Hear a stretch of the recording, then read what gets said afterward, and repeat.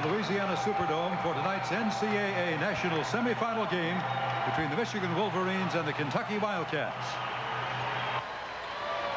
Now let's meet the starting lineups. For Michigan at forward, a 6'9" sophomore from Detroit, Michigan, number 4, Chris Webber.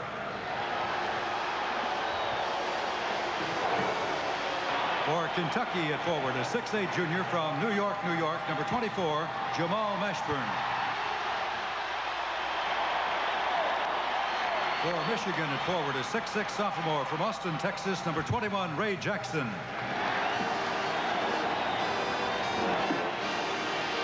For Kentucky at forward, a 6'9" freshman from Fairmont, West Virginia, number 32, Jared Pickett. For Michigan at center, a 6'9" sophomore from Chicago, Illinois, number 25, Juwan Howard. For Kentucky at center, a 6'10" junior from Edison, Georgia, number 4, Rodney Dent. For Michigan at guard, a 6'5" sophomore from Plano, Texas, number 24, Jimmy King. For Kentucky at guard, a 6'3" senior from Pascagoula, Mississippi, number 31, Dale Brown. For Michigan at guard, a 6'8" sophomore from Detroit, Michigan, number 5, Jalen Rose. For Kentucky at guard, a 5'9" junior from Madisonville, Kentucky, number 5, Travis Ford. And the coaches for Michigan in his 4th full season, Steve Fisher. For Kentucky in his 4th season, Rick Pitino. Rick Pitino returns to the Superdome. He brought Providence here to the Final Four in 1987. Lost in this spot in the semifinals to Syracuse. And Billy, how about your game analysis before we go in? Jim, what team is going to respond to the bigger-than-life attitude that took place here between these two teams going against each other? It will be very interesting to see how they emotionally get started. The second thing I think is real important, is it going to be a 94-foot game, or is Michigan going to be able to somehow get it played inside the arc? That's tough to do when you play Kentucky. It will be the key, however. The dome factor, those numbers, 57 and 41. Kentucky shooting 57% in the NCAA tournament from 3, only 41% in the regular season. So they're on a roll. Does it continue? And number 4, I think it becomes a mental game. We're talking about for the Michigan kids, this is a do-or-die situation. This has been a mission they've been on since they lost last year. And of course, for Kentucky, they have put on a display in this tournament we haven't seen in many, many years, anything like it. Jerry Donahue from Havertown, Pennsylvania, his 4th straight Final Four. Dick Paparo from Syracuse, New York, his 6th Final Four. And Larry Rose from Franklin, Virginia, working his 2nd.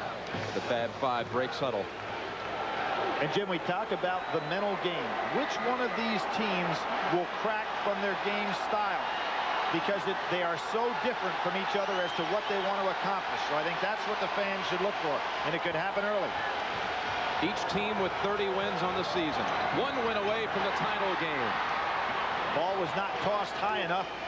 Denton Weber almost got it at face level. Straight man-to-man. And nobody was guarding Jamal Mashburn. He now has Weber on him. That wasn't by design. What a matchup. Mashburn and Weber. Brown puts it up. Wow, he had to adjust in midair. Tough shot. And of course, what will happen with Weber outside on Mashburn, that takes away the best shot blocker for Michigan. On the other end of the floor, Mashburn, more traditional style, matches up with Jackson. Ray Jackson, 2-pointer. He had 1 foot over the line. That's a shot Kentucky will not take. Now, Jim, if anybody has come up big in a different style for Michigan, it's been Ray Jackson. Leading scorer in the first 2 games of the tournament, 19 each game, which are career highs for him. Good shot. Now it's Howard on the switch, playing Mashburn. Didn't travel, but my point about a shot that Kentucky will not take, Pitino does not want anything within 5 feet inside of the arc taken by his team. Exactly right, Jim. He certainly doesn't want anybody just that half step over. They say that's the worst shot in basketball, because if you miss it, if you're back just a half a step, it counts 0, but if you make it, it's 3 as opposed to 2. Dent. Now After a turnover, now commits a personal foul, the game's first. Interesting thing about Michigan, they have great finishers on the wing in King and Jackson, and Howard really helps them because he's such a good ball handler. Get the ball up court. Rose at 6'8", throws over the top of most guards that try to stop him.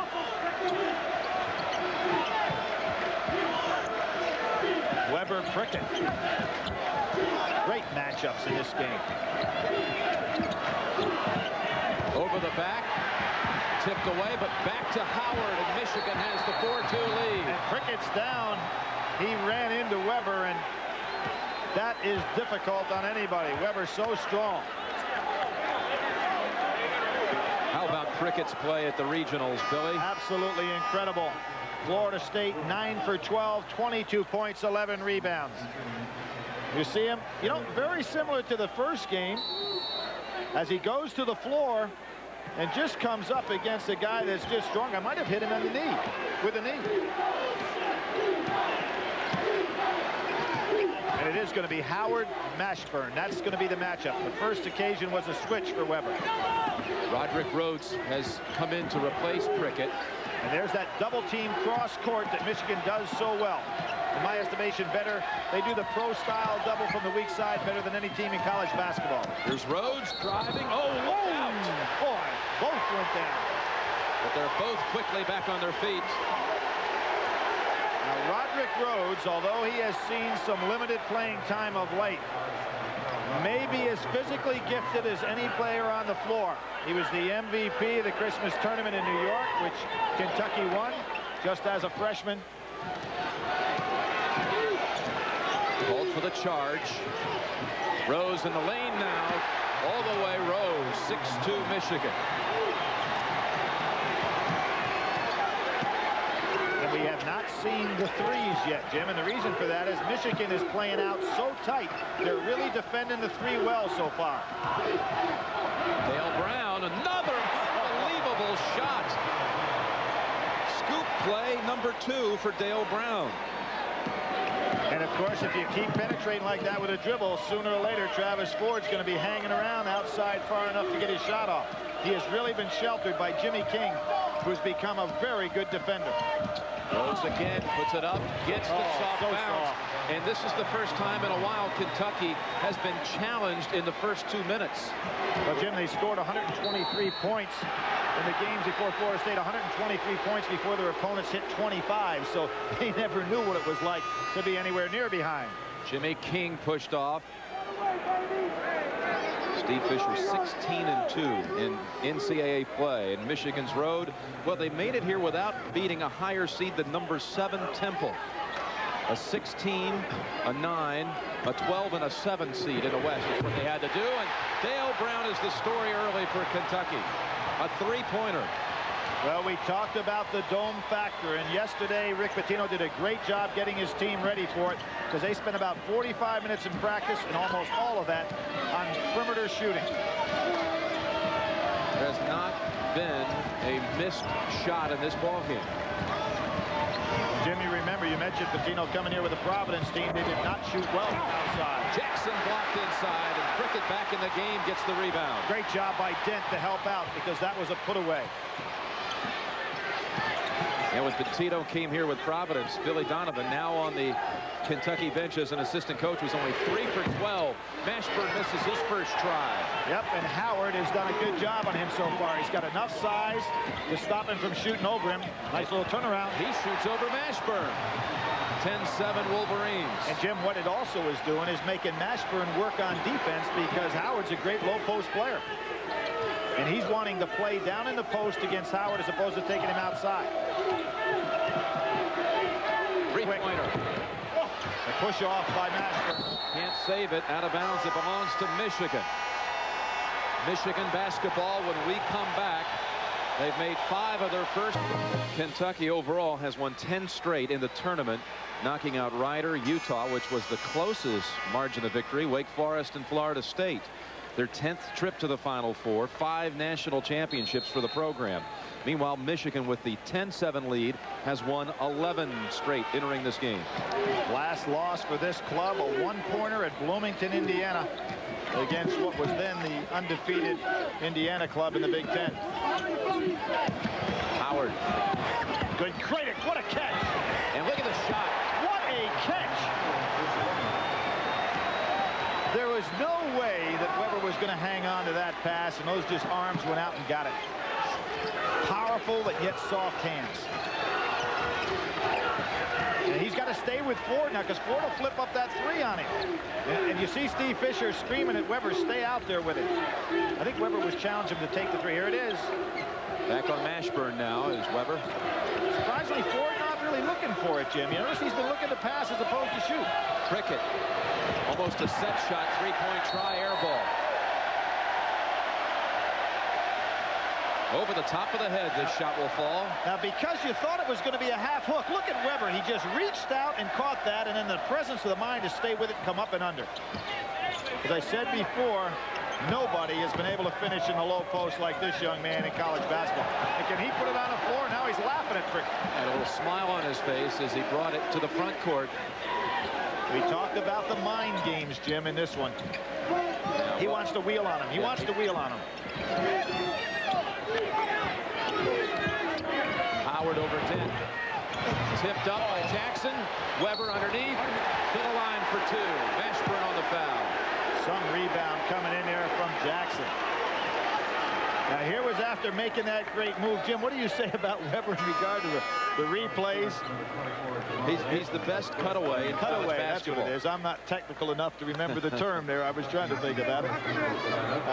That would just classify as having a good time. That would not come under the category of taunting or woofing it or anything, right? Not at all. He just loves to play. He's a supreme competitor. He told me last week after they closed it out at Seattle, you're going to see us in New Orleans, and we're going to be playing with smiles on our face, and we're going to have fun again. Well, Jim, a couple of things right now that you have to think about. Kentucky has got that deep bench that keeps coming. This has been a very quick game. The bench will start to come in play a little bit. But the other thing I've got to think about, Kentucky's bench has been able to come off very happy and relaxed because they've been in such big leads. Now when you come off the bench, you've got to produce a lot of difference mentally. Weber goes out with 4 points, 2 rebounds. Eric Riley, a 7-footer, replaces him.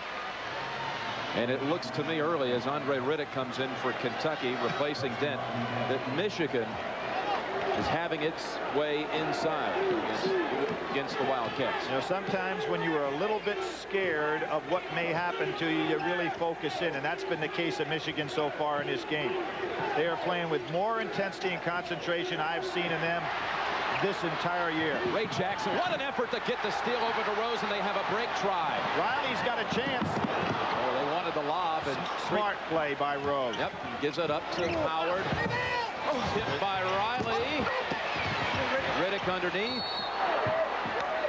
Belongs to Kentucky. No quick start in this game for the Wildcats. In fact, it's a 14-7 margin at the moment for Michigan. Jim, as opposed to sending in waves of substitutions as Kentucky will do, Michigan picks their spots. You know, Riley, Weber, and Juwan Howard kind of rotate. Push off by Roderick Rhodes, and there's a little inexperience in his case. And along with his charge, that means that's 2 on Rhodes. You see him inside. Jackson just given great defense, and last year that was his primary role. Now he's stepped it up on the offensive end as well. So Rhodes is out. Prickett returns after a brief respite. And Rob Pelinka, number 3, is in for Michigan. Pelinka this week was awarded the Walter Byers Scholar Athlete $10,000 Scholarship Award. Top scholar athlete in the nation. Beat out a kid from Bucknell and MIT. Graduate with a 3.91 in May. And head to law school. Will Rob Pelinka. Meanwhile, this one. And Jim, I see a different Jalen Rose in this game as well. He's basically taken the leadership role, distributing the ball, making good decisions out there. And so far in the game, in the name of Travis Ford, his counterpart, he has not been able to get out at all. Rose blocked by Riddick. Riddick, their top shot blocker. By the way, that foul was charged to Jared Prickett. Oh, how about that crossover dribble? Mashburn gets his first 2 of the night. When he puts the ball on the floor with that huge body of his, he gets it so low, a big man can't get down to take it away from him. Looks like the bench picking it up a little bit. And that brings Weber off the bench for Michigan. We talked in the first game about the importance of staying low. Now watch that crossover. See, it's so low to the floor for a man with his power and quickness that you just can't take it away from him. I won't say it's as good as Hardaway's, but it's awful close. Weber is back in for Michigan, replacing Howard. Hardaway this week announced he's entering the draft. Mashburn announced it during the season. He's coming out. Of course, Mashburn takes so much power when he puts the ball on the floor. Well, that was a pass that was not thrown with much zip, and Rose had it picked off. I think Brown's surprised. There's a great defensive play by Brown. I think he surprised Jalen Rose with his defensive ability to stop what normally Rose throws right over the top of guards' heads. Rose is first. Dale Brown from Pascagoula, Mississippi. Born in Baton Rouge, right up the road here. Where another Dale Brown resides. Right. Boy, Mashburn now is wanting to say, just as Weber did, get it to me and I'm going to take over for a while. So we see no mental cracking on the part of either one of these teams early. Palenka called on that foul, his first and the third against Michigan. Final Four experience for the set of teams here. Well, Michigan had 10. This is, of course, going into the game 10. Carolina 9. Kentucky without a player with any Final Four experience, because they haven't been in a Final Four since 1984. Right, and of course Kentucky fans can remember that game when they controlled the semifinal game fairly well against Georgetown, and then all of a sudden in the second half could not get a basket. They made, Billy, in that game only 13 of 53. It was the worst shooting performance in Final Four history. The last time Kentucky was in a Final Four. That was Sam Bowie, Mel Turpin. So far in this game, over 50%, 4 out of 7 Kentucky. Riley, little soft hook, hit the side of the backboard. Prickett spins away from Weber. As opposed to what Montross did in the first game, Riley should have brought that ball back out. Mashburn in one, and a blocking foul against Riley. And off the bench comes the man that did a great job on Mashburn early on, Juwan Howard. And here's what we talk about. He's too quick for big men and too powerful for the smaller ones. Yesterday, he put an exhibition on of shooting from about 35 feet with perfect form that's as good as anything you want to see. From really right about where Michigan's bench area is located. Well, I would say close to where the official is standing, almost out there at half court, without altering his shot a bit. So, break in the play, 7 unanswered for 1,000+ at the Superdome. Jim Nance, Billy Packer, along with Leslie Visser, Pat O'Brien, JB. They'll be with you at halftime. Jim, what was interesting, Pat Kennedy of Florida State said to beat Kentucky, you got to break their pressure, contain Mashburn, contain Ford.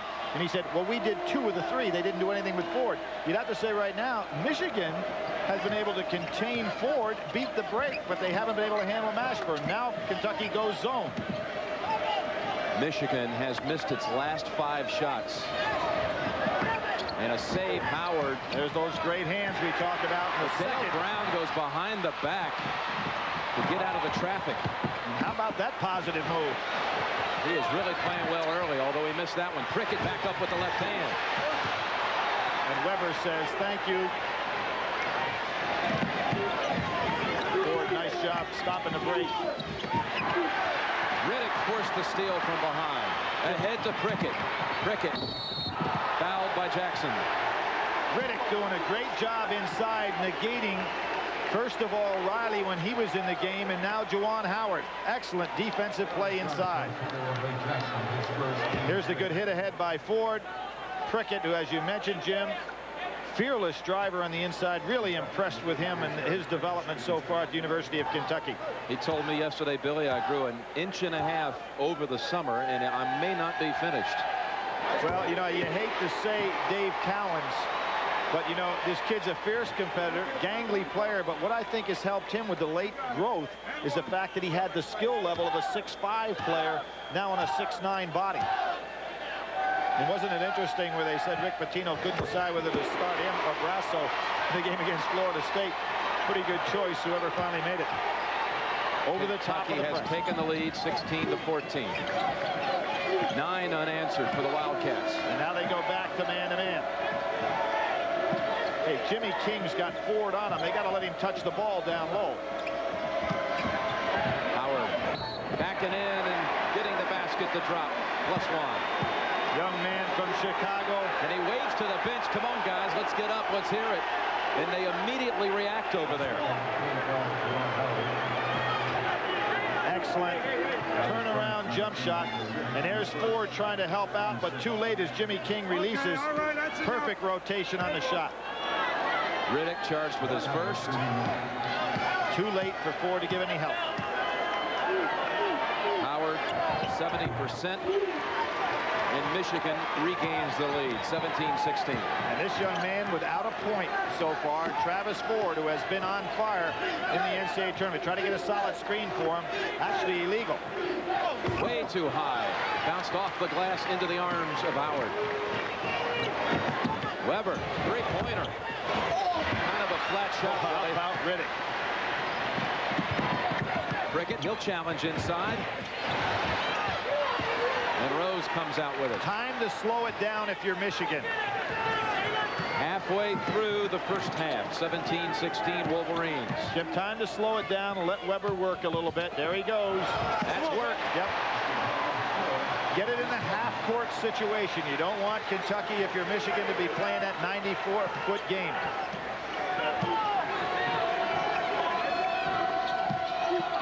Riddick between two defenders.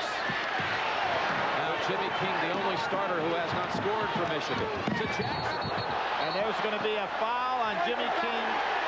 Normally, when you go on a 3-on-2 break, as the middleman, it's your responsibility to pull up at the foul line unless you're taking it for a layup. And King made the big mistake. This young man's normally the finisher. See, he did not stop at the foul line and drew the charge. That's 2 on King, Billy. Yep. See that? He continued beyond the foul line by 2 steps, and that's where you're in no man's land.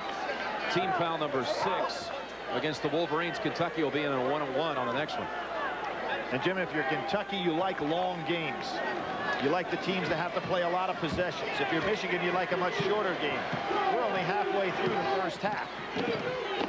So I'd give Kentucky the upper hand there. They're playing their kind of game, even though they're behind.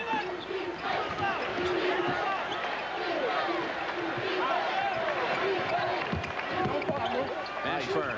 Nice defense. Ashburn has 9. See, Jalen has to wait for Weber. Weber has just crossed half court. He's getting tired now. And beating it, Mashburn, and he may just go all the way. Nope, give it up to Dent. Back to Mashburn. Good team play. Jim, Weber has run out of gas, and that's why I said, now he's holding the ball up his own, saying, wait on me. They have got to make it a half-court game or Kentucky gains control. Kentucky has the lead, 20-19. It's not only a matter of conditioning, it's a matter of bench and how you're used to playing. They're getting tired. And you make mistakes. Ford back to the middle. Missed layup by Dent. And off Jimmy King. Steve Fisher could even think timeout here, Jim, to get this game slowed down. Rob Pelinka comes back in for Michigan. He takes King out of the game. Weber stays on the floor. Well, I think that bench is going to have to go 4 deep. Riley's going to have to play some. Bosco's going to have to play some because Rick Pitino's doing a masterful job with his substitution pattern so far. Ashburn after the crossover dribble with a soft touch. We'll mention that all day long because it's an explosive weapon. Ashburn with 13. 13 of Kentucky's 22.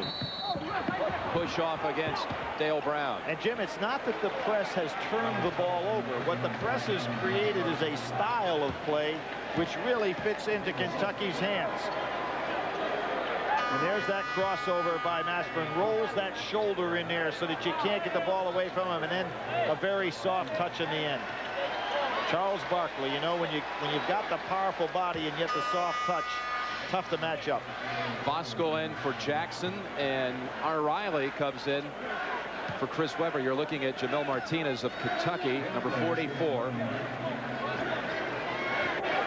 And there's Webber getting a rest.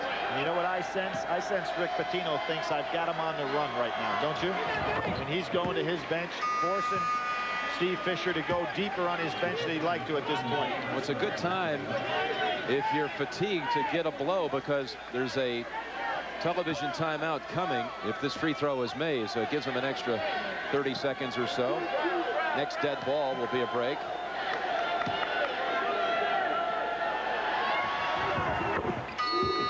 And there you go. Teams head to the bench.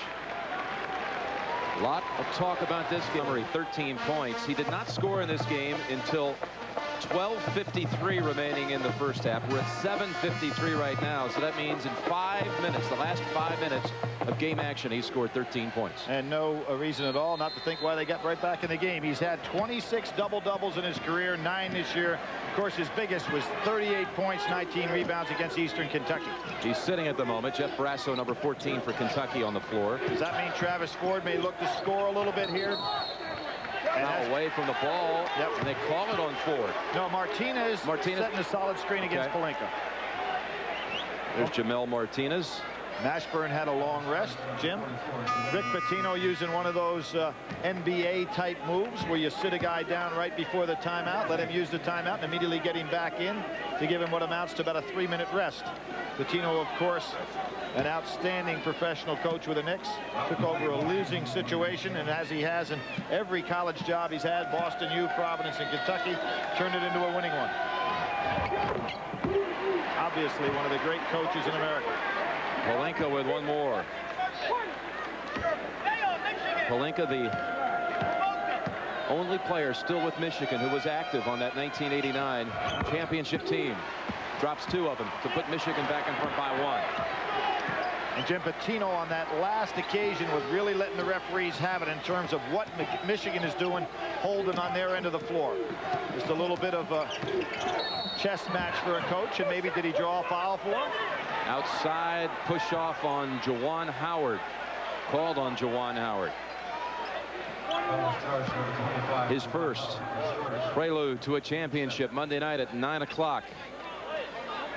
And then the Michigan-Kentucky winner against North Carolina. Jim, you're talking about being assured of 2 number 1s going head-to-head. This was the first year ever that the Big Ten had 2 number 1 seeds in the NCAA tournament with Indiana and Michigan. Of course, those 2 teams were the first ever teams from the same league to face each other for a national championship back in 1976. By the way, Billy, we were talking about it earlier. There has been one other time when 2 number 1 seeds met in a final, and that was right here in New Orleans, Georgetown and North Carolina. Talking about for the championship game. The championship game, yes. Well, you had 2 number 1 seeds meet in the preliminary there too, but because when you had St. John's play against Georgetown. That was in '85. As we see Juwan Howard scored for Michigan. As a walk. Got away with it to Dent for the easy one inside. Great dish, though. Got a running start on that particular move before he put the ball down. There again, Howard, it is such a great aid to have a big man that can catch the ball out there in the middle of the court. Montross does it so well for North Carolina. Good screen that time by Riley. Rose from the backside, and a foul called against Riley. Jalen Rose trying to get cute. Said he was pushed from the back on that particular play. We didn't have the angle to see it. Riley has 2 on him now. We saw him rub right off Riley. There goes Rose. Did he get pushed? I never did see it, Jim. I don't think he was pushed at all. Maybe he's trying to do what Rick Pitino did and work those officials a little. Be a 1-and-1 for Mashburn as Webber comes back in, throws the towel over to Riley. Rose also sitting. Mashburn 1-1. Rick Pitino's first recruit. Crashed over the back of Palenka, no call.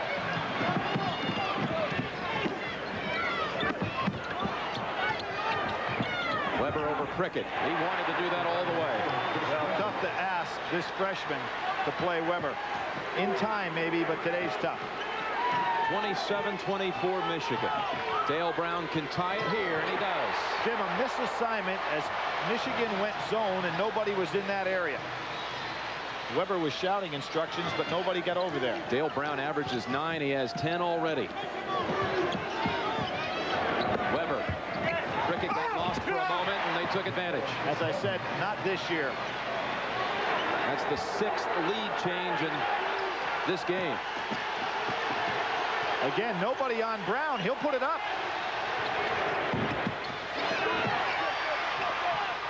Smart move by Juwan Howard. He was going to fire it out to Weber. King leaning. Weber tips.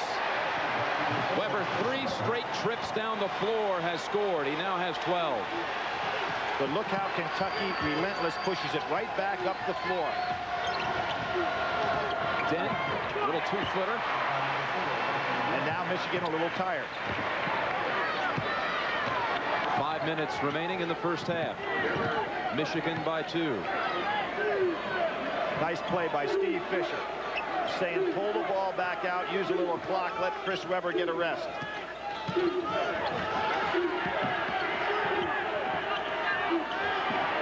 Bosco looking for help. Geez, Mashburn could have had a 5-second count on him. He relaxed. Nice move by Steve Fisher here. Turn it into the 19-9 game. First time we've had to talk shot clock in this game, and push off underneath against Dent. Jim, every possession in a game like this so important, and there was some great coaching strategy by Steve Fisher. You know, he could sense Weber is worn out as we see him bent over right now holding his pants, which is the all-time telltale sign. Delk is in for Kentucky. Tony Delk, 0-0. And also Andre Riddick. Dent sits with 2 fouls. Riddick with the great defensive play down in low when he first came into the game really turned some things around from Kentucky when they were down to by about 7 points early in that first half. Wow. One more for Howard. That one almost reached up and touched the shot clock. Carolina won today earlier as Donald Williams scored 25. Eric Montross 23. Ray Jackson waiting to check in. Another one of those stats to look for, Billy, when Michigan shoots more free throws than its opponent. 22-0 on the season. Well, another thing that I'm looking for, and that is for Travis Ford to get untracked offensively. We're talking about the MVP of the SEC tournament, MVP of the regional, and the man that just set everything on fire against everybody he's played the last 5 games has been silent today. But he's been patient. Give him credit for that. Prickett. Foul on the outside. He has a nice move to the basket, doesn't he? He is a terrific looking young player. I mean, the moves that he's developed for a man his size at this young age is going to spell some great things for him. Ray Jackson with his second. It'll be a 1-and-1 for Jared Prickett. Here's the move we talked about. And there you see, I mean, he's a fearless player, too. He puts his head down. You think of great players from West Virginia. They had that great run with your old broadcast partner, Rod Thorne. And Hot Rod Hundley. I mean, Hot Rod Hundley. And then, excuse me, I'm thinking ahead of myself. But Thorne was from West Virginia, right, also. Then they go Hundley, and then they go Jerry West, and then they go to Rod Thorne. I asked. Rod will like the fact that I had him in a younger age. He was only joking, Hot Rod. By the way, I asked Prickett yesterday, last year's West Virginia High School Player of the Year. I asked him yesterday, who's the most famous high school player ever out of West Virginia? He pondered for a moment, then he said, I'd have to say Bimbo Coles. Oh. Boy, now I'm not aging that much. There's a guy from Cabin Creek that wasn't bad. Palenka, if Prickett closes in on him. I don't think Jerry West would be angry with him, though. you see Rose tried that over-the-head deal, and Ford didn't go for it at all. They're back in his zone now. 2-3 zone. Nice Lincoln. fake. Beautiful fake. And the three, too strong. Prickett trying to take the ball away from those iron hands that are so soft, like Chris Webber.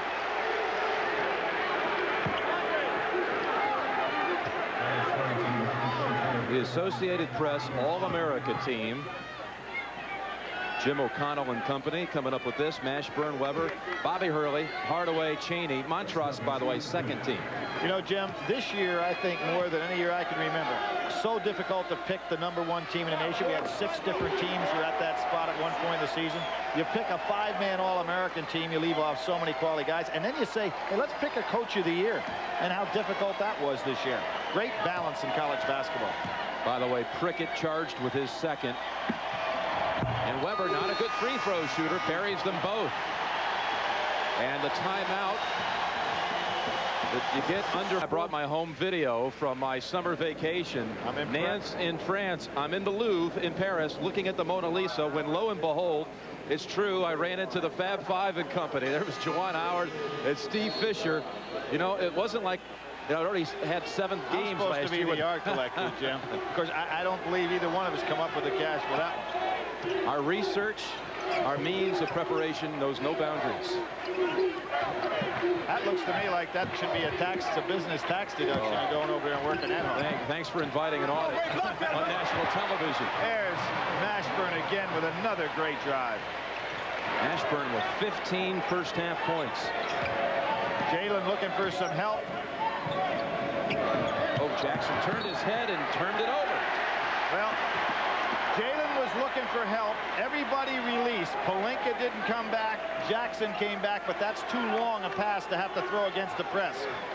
See that all the way across court. Ray Jackson took his eye off it, and the press counts that time for Kentucky. By the way, it's been pointed out to me, Michigan was on an 8-game tour of Europe last May. That's why they were in Paris. Dell. Weber with position. Under 3 minutes remaining in the first half. They got the lob. Jackson has it at the other end. 4-on-2 break that time, and Jalen Rose wisely went over the top with the pass. Travis Ford just cannot get open. But that piece of ball handling stopped on a dime. 245 pounds going full speed, just held it up. There's the crossover. They were right in his face on that one, though. And they rifled it ahead. Weber, what kind of move was that? They call him for traveling. Here we see the alley-oop going right over the top of Ford. If he puts it on the floor, there's an opportunity for the defense to get there. Jim, on that last play, Weber did not convert. But I would say that the reason he didn't convert is probably the pass should not have been thrown, because he was against a smaller, quicker man to start off with. Here's Ford trying to get something offensively. Mashburn high off the glass. He has made Kentucky's, well, 7 of Kentucky's last 8 field goals have been made by Mashburn. Weber needs to take his time. Pelinka back out to Rose. Good judgment by Jalen.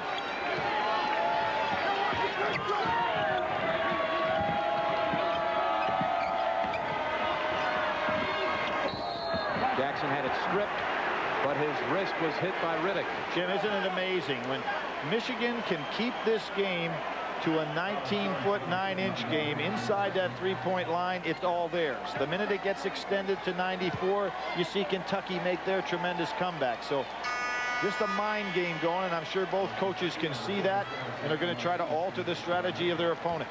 Jamel Martinez in for Riddick, who has 2 fouls. Rodney Dent also saddled with 2. And I'll tell you another thing both coaches are looking for. Steve Fisher more so probably than Rick Pitino, and that is a thing called halftime. Just to let their players sit down a little. Rodney Dent and Riddick with 2 each. Ray Jackson will shoot 1 more free throw.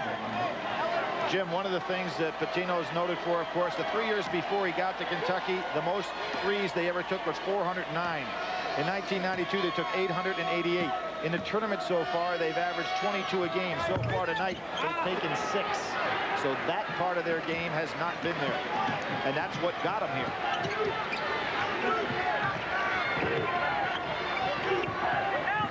Nice feed. Ashburn turned his head. They got away with it. Ford. Ashburn back up. And Palinka comes away with the rebound. Weber and Martinez had a takedown match on the floor. That's why they weren't under the boards. Travis Ford still has not scored. And Roderick Rhodes really hustling for that loose ball, but last touch by Rhodes. Nice sportsmanship that time by Ray Jackson. Jackson will be replaced by James Bosco. He had a big game, did Bosco, in this spot last year, Billy, against Cincinnati. Came off the bench for 9 points and 4 rebounds. I'd say that he was the reason, Jim, the difference of Michigan being out in the semis as opposed to Cincinnati. Here's Bosco, top 3-point shooter this year, 47% for Michigan. Mashburn and Weber down inside, giving up nothing to each other. Shot clock at 5. Bosco. Palinka keeps it alive. And picked it up for Weber. Made a great defensive rebound on one end and then keeps it alive on the offensive end. Kentucky can go for the final shot, trailing by 5. The superstar student becomes the superstar rebounder. And Kentucky wants just one shot. And you have to think about the drive by Mashburn and try to kick it out. Steve Fisher, again, wisely saying, stay on Travis Ford after he drives. They're screaming at Palinka. 5 seconds. Mashburn on the drive, gives it up to Ford, kicks it to the corner. Dale Brown misfires, and Michigan has a 5-point halftime lead. The Fab Five leads by 5, hoping to advance the Monday night's final against North Carolina. So at the end of the first half, the score, Michigan 40, Kentucky 35, and CBS Sports exclusive coverage of the NCAA basketball tournament will continue after this message. And At the Hash, sponsored by Prudential Securities. The most important thing we earn is your trust. We are at halftime in the second men's national semifinal. The Wolverines of Michigan lead Kentucky by 5. The winner will play North Carolina for the national title on Monday night. Hi again, everybody. I'm Pat O'Brien. Welcome to Prudential Securities at the Half. It is a pleasure to be watching the games with James Brown and Georgetown coach John Thompson. And JB, something new for us in this tournament, Kentucky trailing at halftime. In fact, Michigan is executing the game plan the way they wanted to. Jalen Rose, I think an awful lot of credit must go to him. He played a heady basketball game in the first half, good, solid decisions, got the big men involved on the half-court side. And, coaches, I turn to you. I thought that was a real key point in the first half. Well, it's a very key point. I think Jalen Rose's size is a factor, James, in this ball game. Kentucky's pressure has not taken effect yet, but you better remember the pressure lasts for 40 minutes, and it's a game of concentration. I think Michigan has done a wonderful job in their half-court set of being patient and getting the ball inside. And Kentucky's got to extend their defense and get something out of their pressure, or Michigan will be able to take advantage of their advantage, and that's their size inside, the relationship between Weber and the relationship between Howard. Speaking of taking advantage, one thing Michigan can ill afford to do is to celebrate, if you will, after shots, because Kentucky will take advantage of it. Yeah, and I think that's very interesting. The cure, everybody's talking about the mannerisms and the antics of Michigan. If you look right here, it's a great shot by Howard. Look at his hand, James, right in this position. He leaves his hand up, but if you take a look at the Kentucky player, this will cure every action on the basketball court, because Kentucky then sends a player out very fast into the fast break lane, and if you watch, that causes Howard to react and get back very fast. So we didn't have any gestures after that at all. After that. Now, if you look at it, we're coming down court, the Kentucky players here. Now, Howard is really in a hurry to get back. So if you want to know what stops gestures, it's stop fast break. I love it. Absolutely love it. Talk about staying focused for 40 minutes, indeed. All right, Coach, earlier North Carolina stayed a little more focused than Kansas. They won the game anyway. 78-68 was the final score. Big story early was inside. In fact, all game long, the inside play, a tough inside game. But Kansas has a secret weapon, not so secret now. Well, Rex Walters had 19 points, 3-point land. He hits 2 coming up here. But again, this didn't happen often enough. That's because of the defense of North Carolina. Dean Smith looking on. Montrose again inside with a nice little hook. Put North Carolina up 46-39 as Montrose's parents look on there. Watch Adonis Jordan, quick thinking there. Takes the ball, takes it coast to coast. Kansas hung in this game, really within 4 or 5 points the whole game. Made it a good game. Donald Williams hits the big 3. He had 25 points on the night. North Carolina sees it as the coach of Kansas looks on, and Roy Williams, and they put up a desperation shot at the end. Really didn't matter. The game was over. There were hugs and kisses all over the stadium from the coaches and from the inside men. And afterwards, Leslie Visser spoke with Derek Phelps. Derek Phelps, you are the bionic man. You played 30 minutes tonight. You already have a sore tailbone. What happened to your hip? I think the play was called when I got called for a traveling call. I guess I fell on my left hip, and it really bothered me when I got up and started running. And I just try to, contain myself and don't try to, show the pain a lot. You've had a series of injuries all year. Will you take tomorrow off? Basically, I will. I guess I'll just be on the side shooting a lot and not try to get a lot of physical contact. What kind of effect do these injuries have on you? It gets to you mentally, but I guess you just got to just play your game and just don't worry about it and just do the best you can when you're out there on the floor. Well, good luck. See you Monday. Back to you.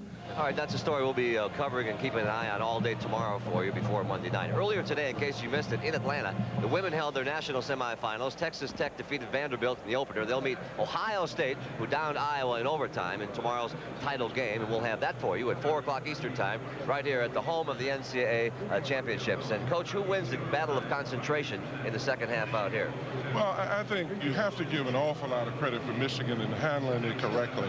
I definitely feel that right now Kentucky's got to upstep their pressure. They've got to get a lot more out of it, or the same thing will happen in the first game. Michigan will get in a half-court set and go over the top on them. So I think that definitely, but the game is not over because pressure takes effect sometime in the second half. I think the benches will play a major role because Patino is substituting a lot. He wants the up-tempo. Fatigue might come into play. Major point to keep in mind, Travis Ford, 0 for 2 from 3-point land. He has the green light. He hasn't done it. You guys holding up? Ready for another half? Ready to roll them. So am I. That does it for this edition of Prudential Securities at the Half. Thanks for watching. Jim and Billy will rejoin you, and the Final Four continues on CBS right after this. Enjoy the second half, everybody. See you later. CBS Sports presents Prudential Securities at the half. Michigan by 5 at halftime behind Chris Webber's 16 points and 9 rebounds. Now let's take a look at the shot chart first for Kentucky. Jim, it jumps out at you in a hurry. Take a look at perimeter shooting. Kentucky is 2 for 9. We talked about those numbers at the top of the show. 57-41. We'll try now. 57% up to this point in the NCAA tournament. 41 regular season, but only 22% so far in this game today from 3. Michigan was 56% from the floor, 14 of 25, and they made 12 of 13 free throws. And we'll return to the Louisiana Superdome after this message and a word from your local station. You're watching CBS Sports Experience. Where Michigan has not been bothered by the Kentucky press. The Michigan assistants feel they've taken pretty good shots. They've done a great job on the offensive boards where they have 18 offensive rebounds. Defensively, they want to concentrate on Jamal Mashburn. Take away his dribble drives to the middle, force him to the baseline where they can give more help. As for Kentucky, they want to get Travis Ford more involved in the offense. He played the whole first half and only took 4 shots. Jim? Thank you, Leslie. It's been a wily first half performance by Michigan, Billy. And, even the Roadrunner may be tired in the second half. A wily Coyote always misses that. Let's just leave the Roadrunner in there. What about the second half? Well, I think, Jim, we still have a question to be answered, and that is, can this constant pressure that John Thompson talks about, which has not yet taken its toll, catch up to Michigan? I think Steve Fisher had a great first half as a coach, the way he substituted and the way he slowed his teams down when he realized that they were getting into Kentucky's game. Steve Fisher has 98 victories at Michigan. If he wins the 2 here in New Orleans, he'll get number 100 on Monday night. What a first 100 game set that would be for Steve Fisher. Well, he's had such a tough time in the NCAA tournament with the record poor guy, 16-2. Only Ed Jucker with 11-1 beats him all time. Ed Jucker, of course, in his very first year, took his team at Cincinnati to the national crown and then backed it up the next year, and of course then lost to Loyola of Chicago in year 3 for his only loss in that run. And look at the little zone played by Kentucky to start the second half.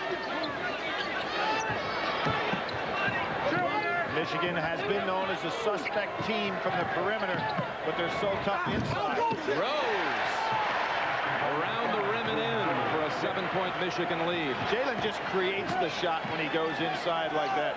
That matches Michigan's largest lead of the game. There's a switch out on Travis Ford. Great job by Weber.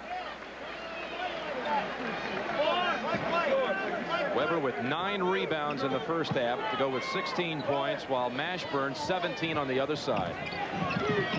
17 points, that is. And Jim, both of those guys, when called upon, just put the teams on the back in that first half. And Mashburn with that great run of 13 points there. And Weber then just came right off the bench and did likewise. Jawan gets some help from Weber. The second time Weber is switched on out with a smart play. Shot clock at 10. And there's the third time. Weber makes 3 great defensive plays on 1 possession. None will show up on the scoreboard, however, but those were 3 outstanding plays. Underneath, Dent trying to gain position on Weber. They call it on Dent, his third. Well, of course, Kentucky as a team cannot get in foul trouble because they come off the bench with so many replaceable parts, with the exception of for Mashburn and up to this point for Ford. They left the lane open. Rose misses the short shot. Travis Ford comes out with it. Jim, we're seeing a Travis Ford that we have not seen this year. Remember how great he played against Indiana. Mashburn too strong. Weber has a double-double, 10 rebounds now. King's a great finisher. What a pass! Oh, Ford, a great play. King tries to save it. Kentucky basketball. Well, we've been talking about Travis not getting it done on offense, but he did a great job on defense to stop that break, because Jimmy King and Ray Jackson are great finishers. Ford and the entire Kentucky bench scoreless in this game. You know, Jim, out of their 14 players, 12 of them have had 10-point games or more. So it shows that bench can score. And they throw it away. It was intended for Prickett. He thought maybe he had another teammate behind him. How about that? There's those hands again. Push off. Called against Weber. Just as we saw in the first half. Oh, this is the one that Travis Ford, you'll see the angle here that Travis makes a great defensive play. Well, he actually kind of mugged Ray Jackson. We didn't see it from this angle, but probably committed the foul. So I don't think there's any doubt he hit him in the chest. Got away with it. Dale Brown, a superb first half. Goes to show you that the referee's eyes with the proper angle can make good calls, and without it, can't. Ashford spinning, and Rose reached in and knocked it away. Jackson hits the floor, fouled by Ford. Saved the basket, though, did Ford.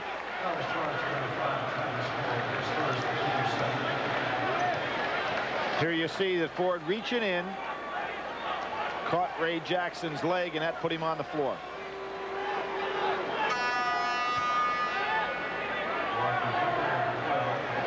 Rhodes in. No points for Ford. 0 for 2 from the field.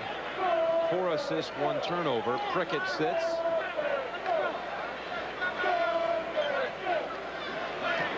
Roderick Rhodes has come in for Kentucky. And Jim, just looking at the Michigan players with that halftime that gave them the rest, they look pretty fresh, don't they? I mean, it doesn't look like they are ready to wilt in regard to the style of play. Jackson on a solid screen gets called. Jackson's third. Second of the second half against Michigan. We're 2 minutes 32 seconds into the second half, and Kentucky has not scored in this half. I hate to hearken back to Seattle, Billy, but it was that second half against Georgetown in '84, their last Final Four, where they just could not score. Ooh, that was a good grab.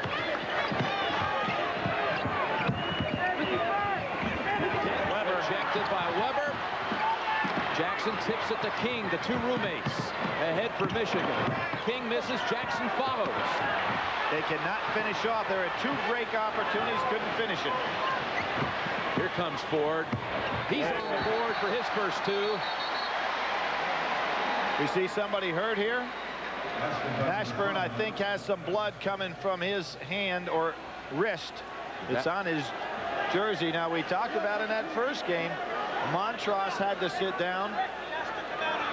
And he has to come out of the game, which hurts Pitino. The other thing that hurts, a double penalty. It stops the game for a while. It gives Michigan a free timeout. So Prickett will come in for Mashburn as they address the scratch. Mashburn is still looking, trying to find out where it's coming from. Trying to find out where he's bleeding. He's got to take the shirt off. There's the man that you don't want to fool with. That's Robert Mashburn, former heavyweight boxer. And you know, a heavyweight boxer knocked Jamal Mashburn off the cover of Sports Illustrated. Riddick Bowe with his win over Evander Holyfield. Mashburn was intended to be the guy on the cover that week. Rose. It's about the 4th leaner he's made today.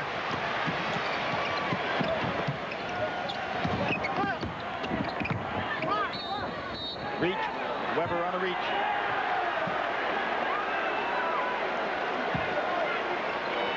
And for Weber, his second.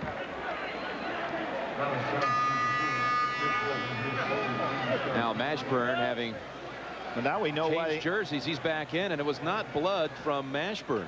Well, now we know why they couldn't patch it up, because it wasn't his cut. But I don't know who came out of the game. So there's Ford up high. Juwan Howard down on the floor. Palinka in for Michigan. Bounce pass to King, and it trailed him too much. And we've now discovered that the blood was on the elbow of Ray Jackson. Jim, there was a case on that bounce pass. Why, from a standpoint of just technique, you want to keep 2 hands on the ball when you're dribbling and getting ready to make that long bounce pass. One hand didn't give him enough control to give the lead properly.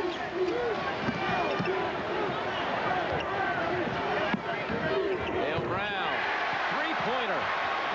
Hit some big ones in the first half. Willie, he has 13 points. Dangerous pass. Mashburn read it, but couldn't get to it. Howard. He's so good from that range. Michigan kind of lucky at that, because Jamal Mashburn would have picked that off and gone all the way. This layup, but Mashburn on the follow, and a foul on King. Riddick, Mashburn, and Rhodes are so quick to the basket on any misses by Kentucky. King has now 3, Ray Jackson 3.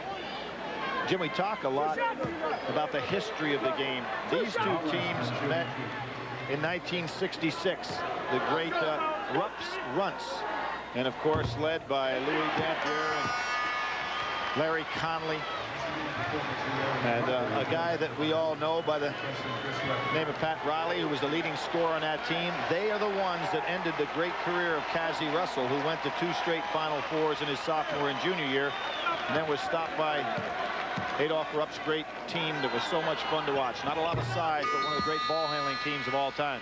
Speaking of Riley's, Eric Riley came in for Weber, but there's a break in the action. Championship starts our coverage Monday night. Championship Monday, tip time 9:22. If it's North Carolina and Kentucky, you'll have the 2 winningest programs of all time. If it's Michigan, North Carolina, they met on December 29th this season at the Rainbow Classic, and the man with the ball, Jalen Rose, on a follow-up shot beat him at the buzzer, 79-78. Kentucky looks like they're showing a little zone. Are they going to stay man? Just man-to-man the way Michigan was set up. You know, Riddick is so quick. He's giving Riley fits.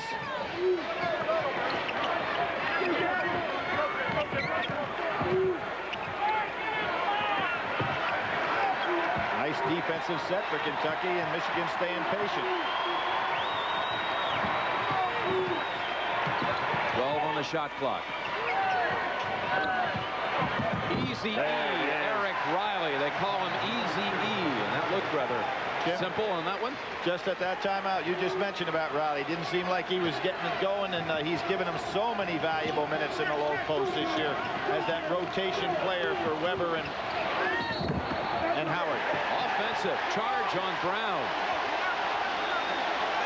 It's embellished that point. Riley against Temple had a big first half. Even though they trailed, he was their star player of the first half. In the first half here tonight, he had a couple of quick fouls. How about this one? Nice job that time by Jalen Rose, just holding his ground. And now they have Jalen Rose not even involved with bringing the ball up the court. It's Jimmy King and Juwan Howard. Jalen trying to go down inside on Brown. But what that does, nice move by Steve Fisher, is save some of Jalen's energy at this point in the game so he's there at the end of the game. You want the ball in his hands at the end. Rose. He loves that running one-hander, doesn't he? Well, at 6'8", he just can lob it over people. And of course, the referee does not stop the game. Jamal Mashburn tying his shoe on the other end. Ford waits on him. Biggest lead of the game, a 9-point advantage for Michigan. Jim, I think that Rick Pitino has got to figure a way to get Travis Ford some shots. They've got to create another offense. Palenka holding underneath. Here is this leaner that we've been talking about. It's either the fourth or fifth one he's made of the day. He releases it on the way up, and then he pulls a Chris Webber for us. Little tongue comes out. And he'll dog you a time or two, huh? Bob Palenka with his second and a steal off the inbounds pass. Rick Pitino had a freshman taking the ball out of bounds. What a move. Oh, wow. Jimmy King had to go underneath the defender, and it's a double-digit lead. 52-41. See, Ford just can't beat King one-on-one. He needs to set a screen so that he can get open for a shot or two. He's very frustrated now. Jimmy King too big for him on the dribble. Mashburn, three-point shot. Beautiful. So sweet. The three-point land cuts it to 8. Jim, I know they do a lot of shooting practice, but we watched that shooting, a little bit of horse game between Ford and Mashburn yesterday. I wonder if it wore Ford out. He's only Ford 1 of 5 from the floor in this game. Rose, ball away. Riley, wow. And hung on the rim unnecessarily. I guarantee you next year you're going to see a big change in interpretation of the rule on that play. I haven't seen it called all season long. It really helps the offensive player to be able to maintain balance up there, but when he has no chance of being injured, he doesn't need to hang on it. Howard bumped him.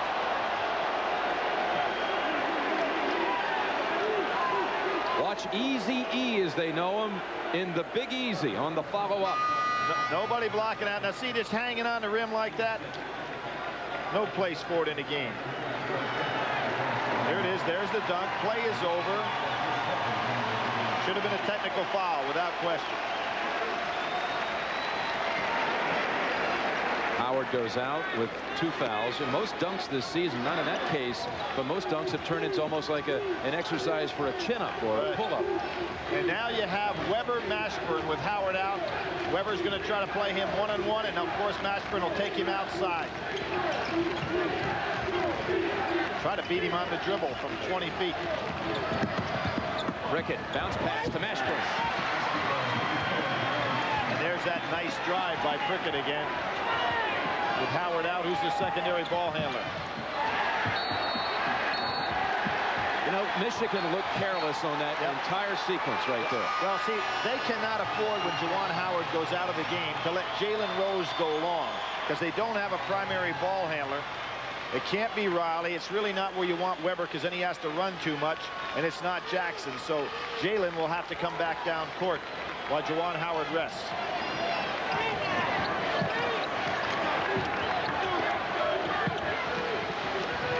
Palenka sits. Ray Jackson in for Michigan.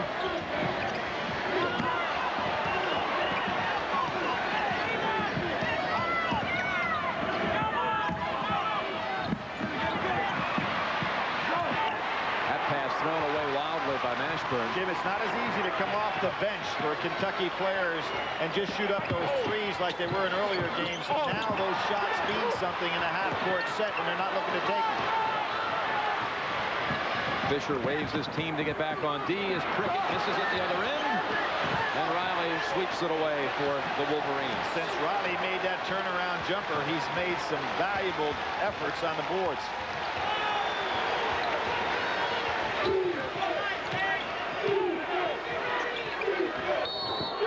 Dent picks up number 4. Great two-way communications of the eyes between Rose and Weber allowed that lob to be right on the money. 11:06 to go. Mashburn has 23. The rest. Well, we talk about history, Jimmy. Two fellas on that bench, Delray Brooks and Billy Donovan, now, of course, working for Rick Pitino. We're part of that Providence club that came in here to the Final Four with Rick. Got knocked off by Syracuse. Delray, of course, transferred from Indiana to Providence. But the thing about it is, Rick Pitino now becomes the 10th man to take 2 different teams to the Final Four. The last to do that, Lou Henson, when he took Illinois here a few years ago. What a rebound. Michigan missing twice inside. Look at Delray Brooks, one of 2 high school players to try out for the Olympic team. That's right. Back in 1984. That's right, Danny Manning, the first one ever to do it. And there's the shot that every Kentucky fan has been waiting for. Travis Ford hits his first 3 of the game. Rose dribbles out of the pressure. You see what Steve Fisher did, another very subtle but very smart move. With Juwan Howard out of there, he brings Rose back to be the primary ball handler. He has really had a good game from the sidelines today. I'm talking about Steve Fisher. He's got him. Weber over Prickett. Second chance. And no foul. Hit right in the face at one time. Mashburn saves it on the sideline.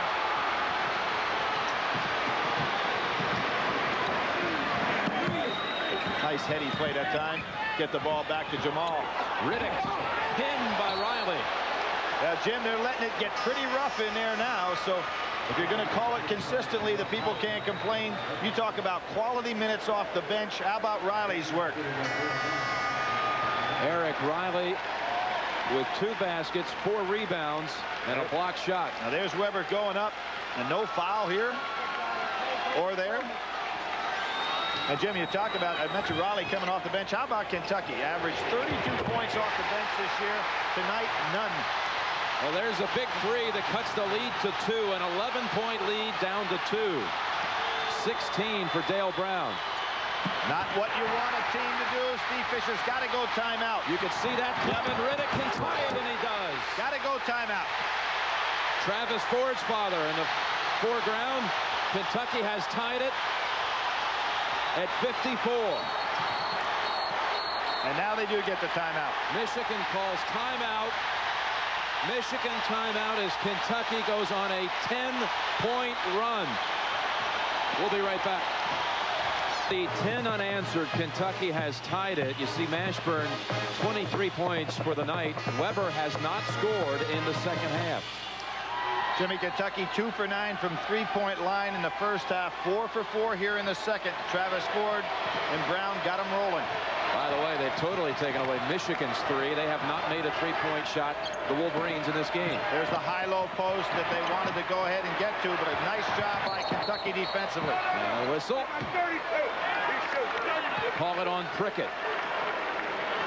And Jim, we've talked about the moves, the subtle moves of Steve Fisher.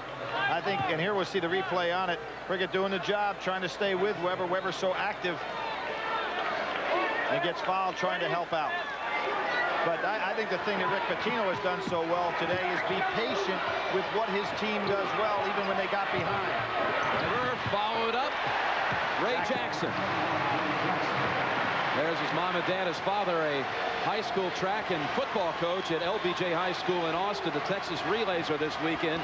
He told him a long time ago, I'm not going to be there that Final Four weekend. I'm going to watch my son in New Orleans. Great block out on the shooter by Juwan Howard. You know what's so great about that? It was 20 feet out, too. Yep. 20 feet away from the basket.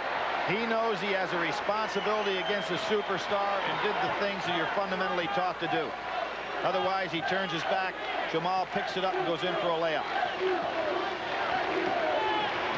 They're wanting to go high-low. Prickett, his fourth. And he's playing pretty good defense down there. He just against a little stronger guy. And that's the 6th team foul against Kentucky.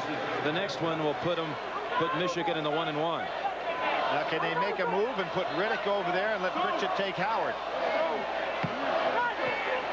See if they switch men.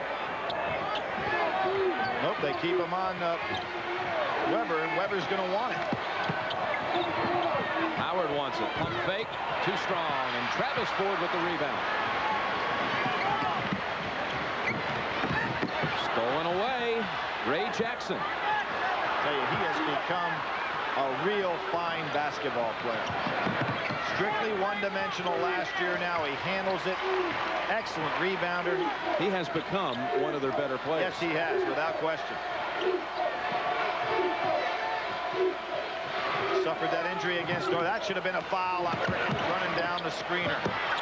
King lost it to Ford. That would have fouled Prickett out. Yeah, this is a very difficult game to try to figure refereeing out, to be honest with you. Prickett at the other end, +1. Kid's a competitor, isn't he? And with the free throw, he could put Kentucky back in front and give the Wildcats their first lead since 8 minutes remain. With 8 minutes remaining in the first half, their last lead, 22-21. Well, the young man really busted it because on the other end of the floor, he ran through the screener, but he got himself up in a hurry and then got back down the court. Now King goes out, who's been doing the job shadowing Ford. See if that opens up a hole for Ford to get off some kind of a shot. This is for the lead. Kentucky's first in 20 minutes of game action.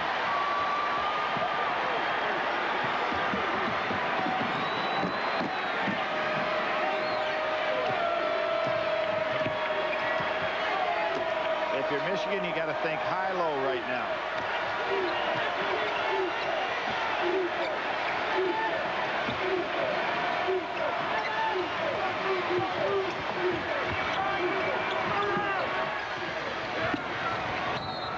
Mashburn on the reach-in. His second, and it's a 1-1. Jim, here's what I talk about. Prickett ran right through the screen, knocks Jackson down. No call on that. Officiating very inconsistent here in the second half. And on both sides. I mean, that one should have been a foul on Kentucky. There have been others which should have been fouls on Michigan. Jamel Martinez in for Kentucky. Prickett will sit with the 4 fouls. A nice piece of coaching by Rick Pitino. He wants that young man down the stretch, even though he's a freshman. Weber 54% on the season, shooting a 1-1.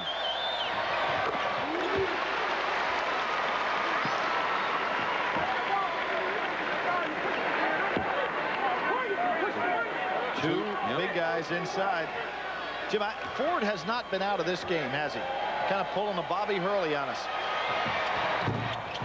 By the way, Weber often maligned at the free throw line, where his free throw shooting is 6 for 6 in the game from the free throw line. Well, you get maligned when you don't make 50% of them. Yeah. 52% career. He swats it away. As we're looking at a Michigan, and that's a call on Weber, a little retaliation. Or Mashburn. Mashburn, excuse me. That's the 3rd on Mashburn. You see Chris Weber holding his ground, going straight up in the air. Blocks it away, and of course this team from Michigan broke their own record in '92, where they had 182 blocks. They're up and above that this year. Prickett right back for Martinez.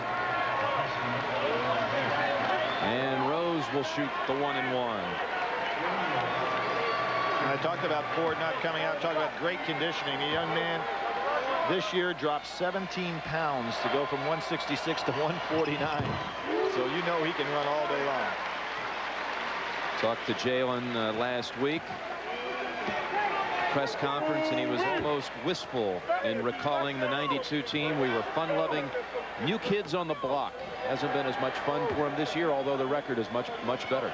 You know, in a way, they remind me of Joe Hall's great 1978 champions that labored under the expectations for an entire year and then finally did win the national championship, beating Duke in that final with Jack Gibbons having a great game.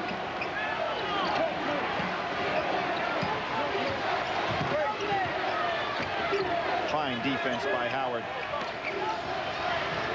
Double team by two big men. Look at Jamal get out of it. Riddick. Just a great job by Kentucky to recognize what had happened. Oh, Jalen on a charge called against Rose. Dale Brown drew it. That's the second whistle on Rose. Tried to bust right through. Good job getting over in front.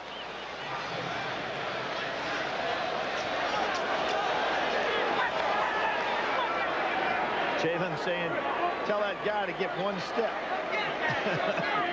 Now, what that relates to in the rules, I don't know. By the way, that basket by Riddick, the first bench points of the game for Kentucky. Follow up, Cricket again, kicks it out. Mashburn. Nice play. Oh, and he let Brown too much. Kind of surprised Jamal threw it away. Brown's still down on the sideline, Jim. He really went after it. Dude hurt his shoulder. Of course, that, is what put Ray Jackson down, was the shoulder injury in that game against the University of North Carolina out at the Rainbow Classic. I remember his injury. He walked off the court, and there were 9 guys playing. They didn't realize he was over there. We'll see Brown just letting it all hang out here and going for it. He goes down, and you know, it's actually. Huh? I'm not sure if it's that or if he didn't hit the leg of the table that's underneath the curtain. It looks like it's his shoulder, though. May have hit the leg of that table, the support table for the media. Again, not intended whatsoever to try to help the Michigan club with an injury, but again, this gives Steve Fisher, for the second time today, a free timeout. The first one, remember, the blood on Weber's jersey. So very beneficial for Michigan here. And Brown, an injury to his shooting arm. He is 6 of 10 in this game, including 4 for 6 from three-point land.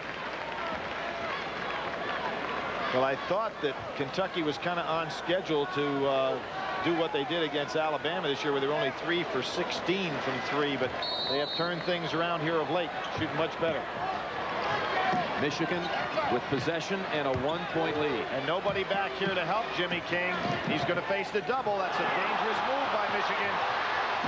Backcourt. Yep, backcourt violation. See, what happened, Jim, is that nobody came to help Jimmy King.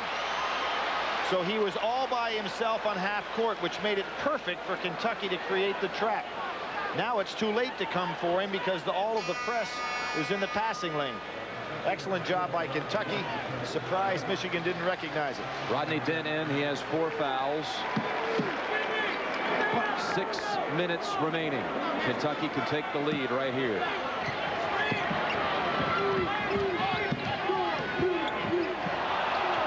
Not a turnover because he didn't dribble it. Oh, I love this matchup, Howard and Mashburn. Great college defender against a great offense. Weber clears for Michigan.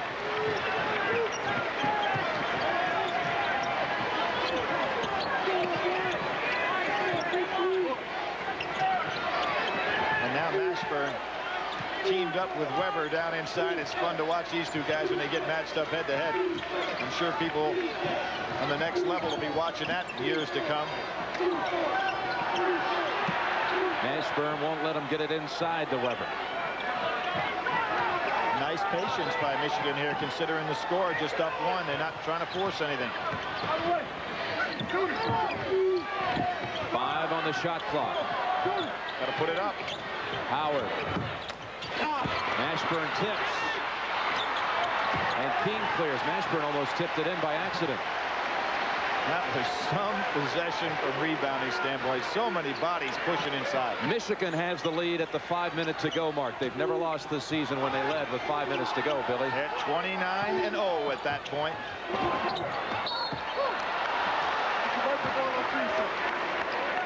We had that stat in the first game, remember, in regard to Kansas. As long as they were ahead at the 5-minute mark, they were undefeated. Well, they were not today. And it worked out as far as the stats go.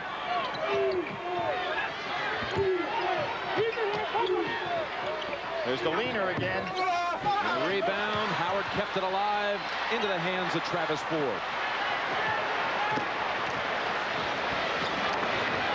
Two teams showing a lot of guts here today. You know, I thought maybe one mentally would crack in a game like this, but that hasn't been the case, which is true testimony how tough these kids are.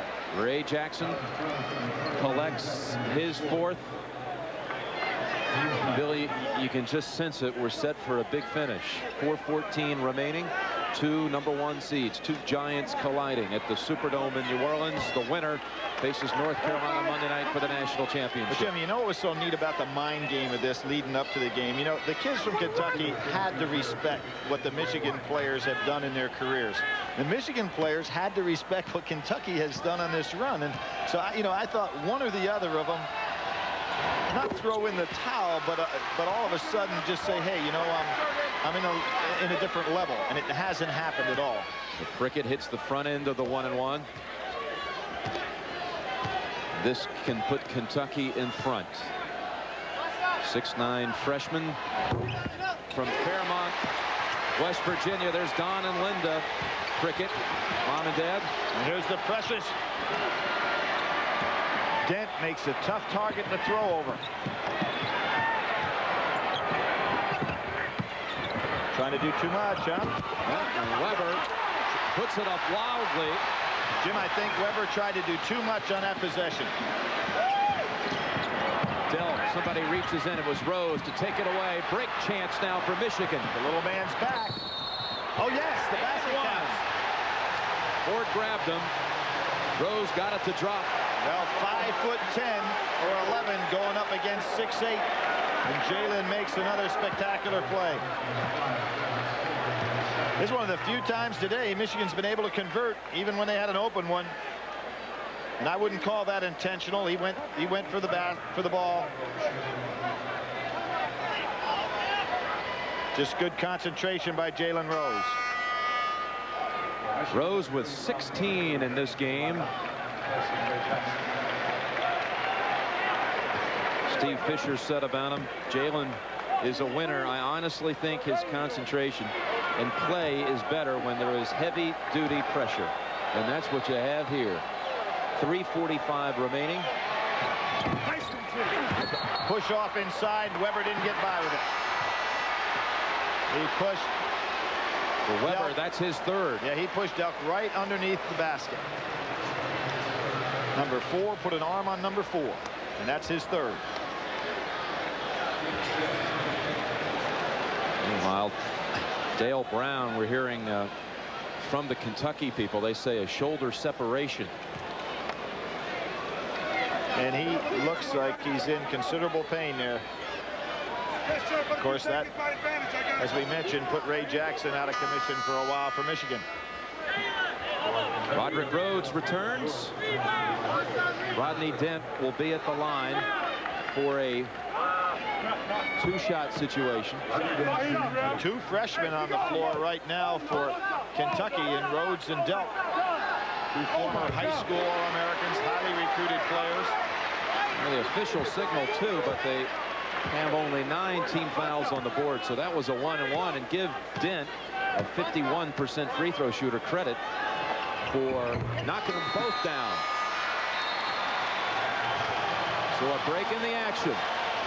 This was the final score between Kentucky, all 3, and the Wildcats have the arrow. Let's talk about strategy here, Billy Packer, in the last 3 minutes, 44 seconds. Well, Jim, we talked about what would this game be, 94 feet or 19-9. I would have to say it became a 19-9 game. One of the reasons why I think that Michigan has been able to do so well in this game. We also have to think about, will fatigue be the factor? And the last thing that I think is important the rest of the way is free throw shooting. Neither team very good from the line, and Weber gets a big roll. How about the passing by Michigan right out of the timeout? And they got the ball into the hands of the driving Weber, and he'll shoot one. for a three-point opportunity.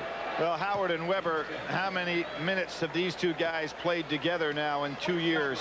Plus, they played in some high school all-star games, plus during the summer. Excellent passing inside. Tough to catch a ball when you know you're going to run into somebody. And I said free throw shooting. Is that Weber 7 for 7? 7 for 7, Billy. Yes, indeed. Michigan, in fact, 17 of 19 for the game. And they're a 64% team free throw shooter. Delk seeing some big minutes here. Yeah, but you notice they're not looking for any threes. They just kind of dribble and looking for somebody else to pass to. Let's see if Delk will take one. Looking to go inside. He gets it inside. Delk to Rhodes. And a foul against Jalen Rose. Super Saturday at the Final Four. North Carolina, 10-point winner earlier today. Jim Nance and Billy Packer with 3 minutes, 15 seconds remaining. Young man from St. Anthony's, so they weren't represented by Bobby Hurley in this Final Four, but that great high school tradition continues with this young man from New Jersey.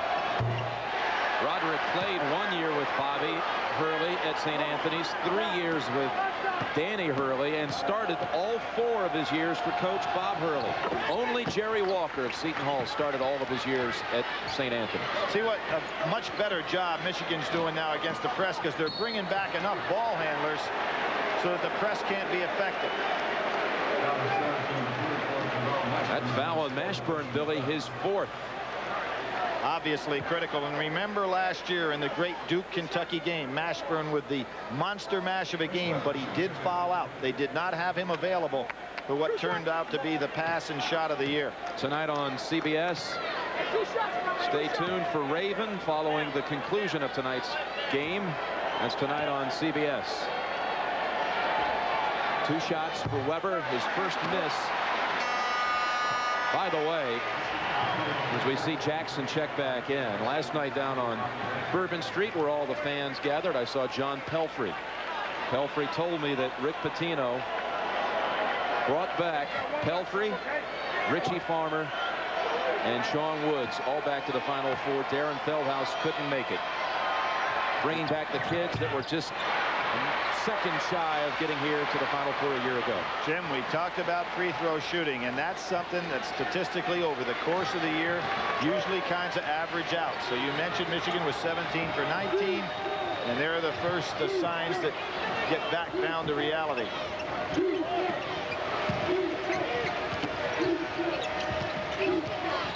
Ford. Oh, there he is with the big 3 that puts him up 2. Came right off the screen, got away from Jackson. Ahead Howard with a one-handed catch. Feeds Weber underneath. Weber, nope, Howard on the follow. Boy, those two work so well together. 2:25 remaining, tied at 67. And Jimmy Jackson given no room for. There he goes again. Ray Jackson leaps high for the rebound. And Jim thinking overtime a little bit here at a tie score. Michigan on this great run of wins they've had since Indiana, played 2 overtime games, won them both. That has not been Kentucky's problem. Under 2 minutes.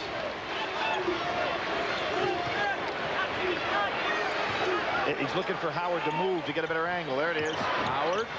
Jackson underneath. Put back. Weber tips it in. Ray Jackson again, Jim. The GW game after the missed fouls. He just works so hard on the boards. Huge putback. Cricket comes back in. There will be some tired guys out here. That was a great job by Jackson just to keep it alive with his strength to allow Chris Webber to be in position. Billy, Jamal Mashburn has not scored from the floor in the last 10 minutes of game action. And a push off on Jimmy King away from the ball. Now King has really shadowed Ford all day long, and there was a case where he more than shadowed him, put him to the floor. You see the solid screen coming up, and there he tried to come over the screen, and sometimes have been touch fouls down, and sometimes inside. It's been a little different story. And here's a young man you want on the foul line. He will shoot. He will shoot 2. 88%, Billy. 2 of them to tie. Well, he showed some range yesterday in that little horse game. It was unbelievable for a man his size. Transfer from Missouri. Big 8 all rookie team as a freshman out there. Ties it at 69. 1:26 remaining. It's been everything anybody could have asked for 2 real heavyweights in the college game. Jalen claps his hand and says, "Give me the ball." And he'll bring it across.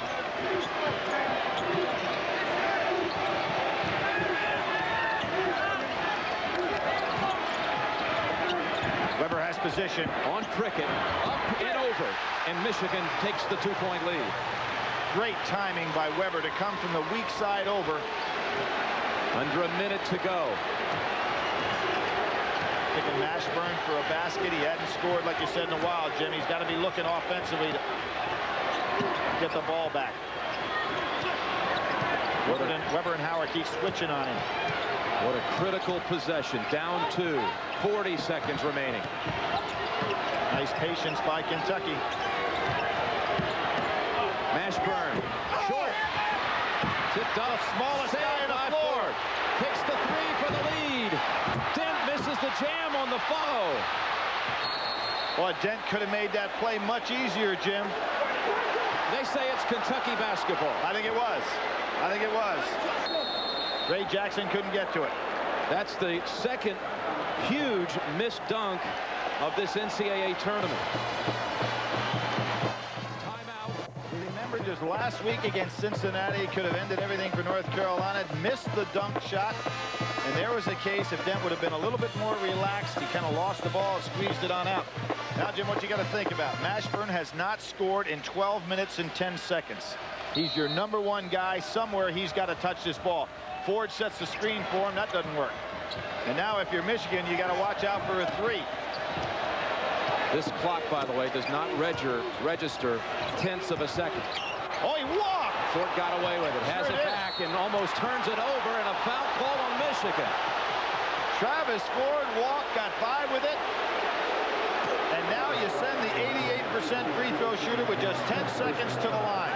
And if you're Steve Fisher, you've got to think of what do you want to do? Do you want to get the ball up to half court and then attack with your high-low? There was the walk.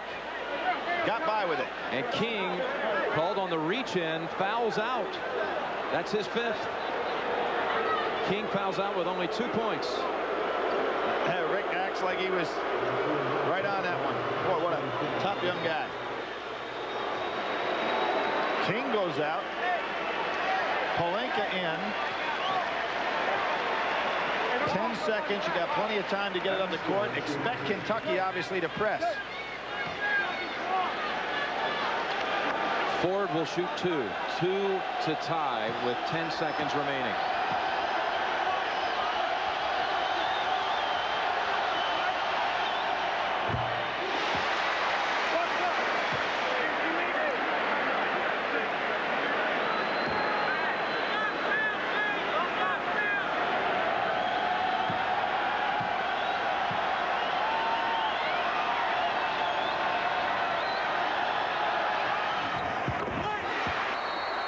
Michigan has 1 timeout. They can get it up to half court and then proceed from there. The second thing that I think you have to remember, 3 times this year against North Carolina, missed shot and a putback. Against UCLA, a missed shot and a putback to win.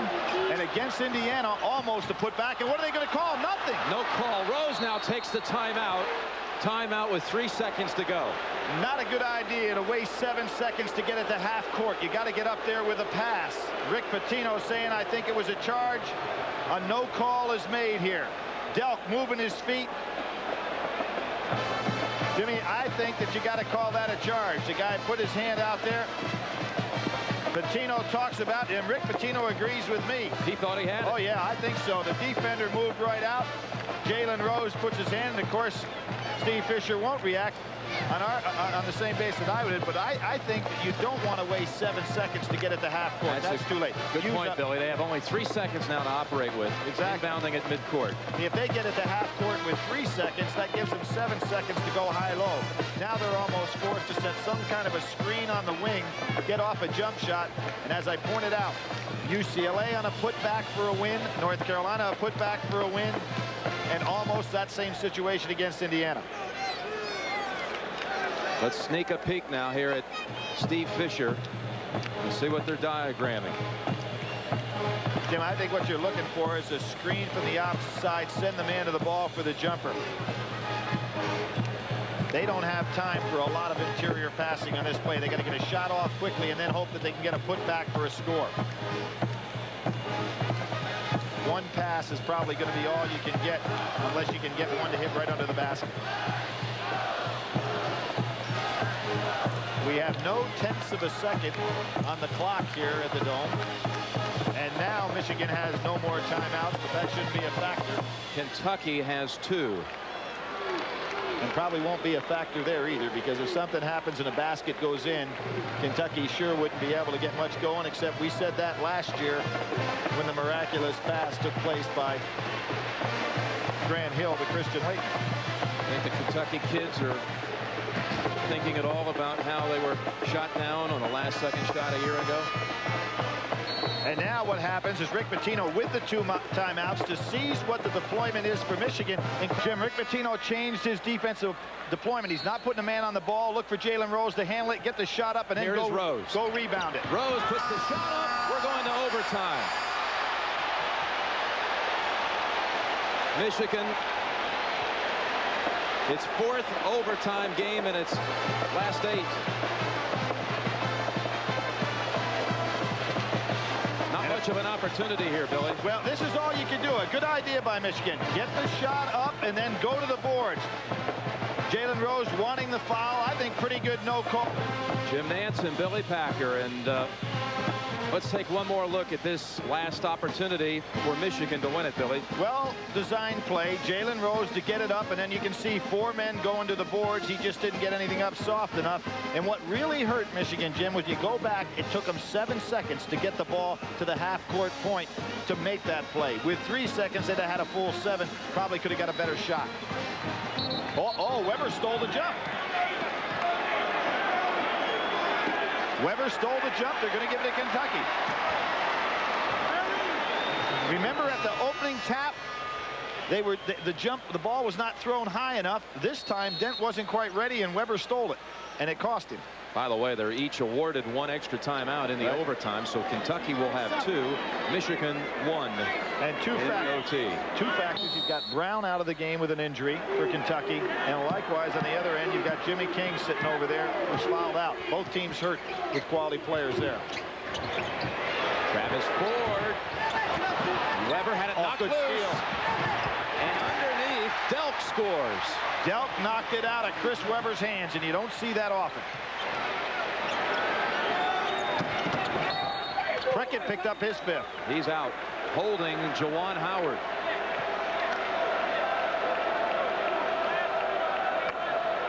Fouls out, Billy, with 9 points. He had the monster game, of course, against Florida State, but the young man's averaging right at about 5 a game, so he's still above his average there. Did a fine job today playing against a little older, more mature players. Going to be a real outstanding player at Kentucky. Already is a darn good one. And really blossomed so late in the season. Yep. Juwan Howard, a 70% free throw shooter. Does this kid remind you, by the way, of a number 32 named Laettner at all? A little bit? In style of play, that is. Yeah, a little different. Howard. That's his first miss. He had been 3 of 3 from the line. Well, we talked about the great free throw shooting that Michigan had. Look at Jimmy King. Well, I think he's so disappointed that he's not in there on the floor.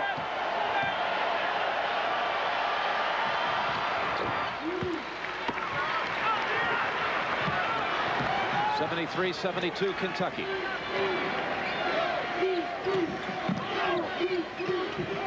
Ashburn on the drive, flips it short, gets it back. No charge called. His first field goal in 12 minutes, 36 seconds. Was that ball touched on the way up the first time? I don't think so. Because he got his own rebound, and it never touched the rim. Have to see the replay on Jim. It was tight. Jalen looking for a shot. Rose short on the 3. Long rebound to Ford. Got to be careful here. He'll pull up and take the 3. They're cleaning out right now, clearing out right now for Mashburn. He's driving and dishing. And almost a 3-point opportunity called now against Howard, so Mashburn will shoot 2. Jim, a very unusual 4 corners type situation. You put Mashburn up on the top that pulls Howard completely out. You notice Rick Pitino has deployed everybody else on the wings. Makes it impossible to double team Mashburn. Let's go, fellas, let's go! Mashburn only 4 of 7 from the line. This is, by the way, the first overtime game at the Final Four since Michigan Seton Hall in the championship 1989, 4 years ago today. Kentucky leads by 4. You notice Michigan getting solid on defense, too, back and back. They didn't press, and they come out in a 2-3 zone. Rick Pitino really changing some things now. Both of these coaches did a masterful job with their teams today. By the way, this 4-point lead for Kentucky, its largest of the entire game. Howard, kick, and he shot. Mashburn fouled him. He pushed him. Mashburn, that's his 5th. Now it's not even, Jim. You've got Jimmy King on the bench, Dale Brown on the bench, but now you put the monster on the bench. No question about the foul. He'll foul out with 26, and as you pointed out, as a year ago, he'll have to watch the rest from the sideline. A year ago, that is, in the East Regional Final against Duke. And Jim, what that also does is Rick Pitino had decided in the overtime to go to his form of 4 corners with Mashburn at the top, which we saw. Now he can no longer use that offensive strategy because the substitute Martinez certainly couldn't play that. So look for the ball to be in the hands of Travis Ford the rest of the way. Rather inexperienced team on the floor right now for this situation for Kentucky. Martinez, Delk, Dent, and Rhodes.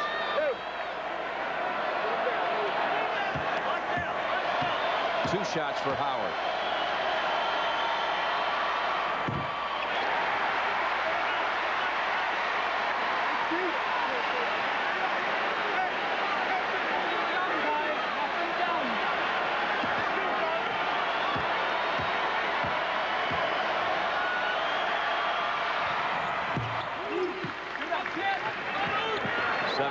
.73 Kentucky. 3:20 remaining. Now watch, they have to change their offense now. They go to the 1-4 set. A lot of movement on the insides.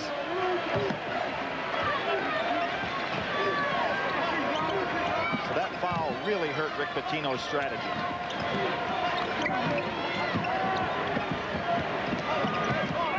A lot of movement, making Michigan work now. Rhodes. Not a good shot. On rebound to Jackson. No bump against Delk. Jim, I think Pitino may even think timeout here. I'll tell you, he's got to change what he's got on the floor. Rose, this could tie it. Ray Jackson again. Swatted away, but a piece of the arm called on Rhodes. And that's 4. 4 on Rhodes. And Jackson again with great offensive rebound coming in.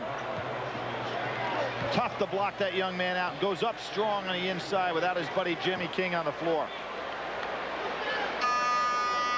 Jim, look, and I mentioned about Kentucky, and that's here's the move. Pitino is right on top of his game.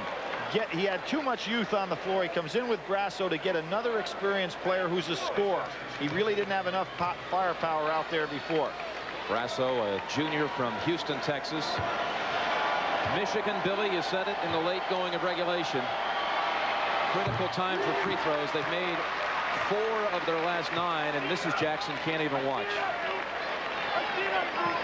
Of course, you You'll go get the play-by-play from Ray Sr. You go back to Brasso's early years. He had 25 against LSU one night with 7 threes in the second half. And that's why he's in there now. Not necessarily for threes, but to give some experience and maturity to this club. It's a 1-point lead for the Wildcats. 2:25 remaining. Ford knows he needs to put up something here. He's the guy that's left out there that's the starting player that can score. Oh, he dribbled it off the back of his foot.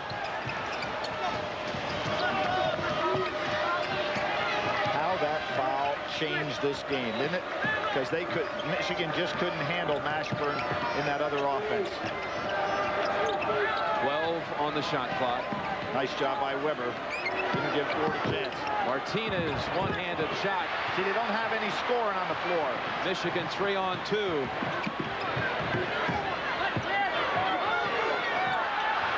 Rose in a pinch. Bounced off of Howard's knee, but Weber in the right spot. Now, Michigan can take the lead right here. You'd think they think that inside game again with Weber and Howard and just be patient till they get it. There it goes. Howard over Martinez. Ball tipped out. Touch last by Michigan. You know, Weber didn't have any legs, Jim, to go up for that rebound. You notice that? He had position, too. He did. He was anchored to the floor with his feet. He could not get off the ground. But you can't fault him. He's played some kind of game today. And Rick Pitino takes one of his timeouts away. Each team now has one remaining. In the game, I mean, he would have gone up and just grabbed that ball, and his legs just locked on him, and he was anchored to the floor. That's a kind of a shot that Juwan Howard usually makes, too. He was way too strong. Kentucky has possession and a 1-point lead with 1:23 remaining. And both teams down now to 1 timeout left. And if you're Pitino right now, you want to take as much time off this clock as possible. And you look down on that club that you have on the floor and you say, number one, I'd like to have Ford take the shot if it's available. And Brasso, get yourself loose because you're probably my second choice. And again, I go back to that 5th foul on Mashburn last year against Duke when he wasn't available to be one of the defenders on Christian Laettner, and this year when he's not available to run that offense that they were employing so well. Each team with 1 timeout left. Michigan with the arrow. Dent, Ford, Martinez, Brasso, and Delk on the floor for Kentucky. Michigan answers with Jackson, Weber, Pelinka, Howard, and Rose. Well, what's interesting here is you have 1 starter on the floor, a normal starter on the floor for Kentucky, 4 normal starters, and Pelinka, who has been a starter, on the floor for Michigan. Great deal of difference in experience now. Martinez, a quick three, and Delk with the rebound. Pelinka foul. Pelinka bumped into Delk. Martinez, you talk about giving a coach heart failure. There was no hesitancy. He came out there and put it right up. And here's the foul. Pelinka coming over without question, hit him. Delk will shoot 2 free throws. And Martinez, that was only his 33rd three-pointer attempt of the year. Shooting well, though. It's 53%. About the freshman from Brownsville, Tennessee, Tony Delk. A phenomenal scorer in the Tennessee high school ranks in his career. Showed no pressure on those two. 1:10 remaining. 3-point Kentucky lead. How about the confidence Rick Pitino has in various players in a given game? It's amazing.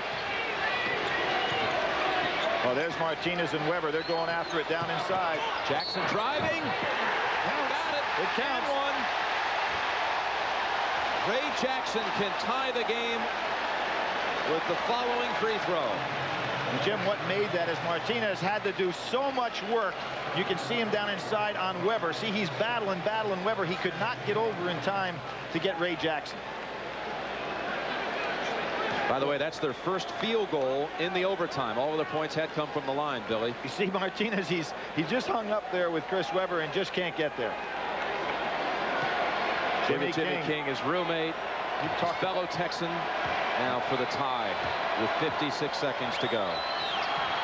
Jordan. Who is it? Michigan basketball.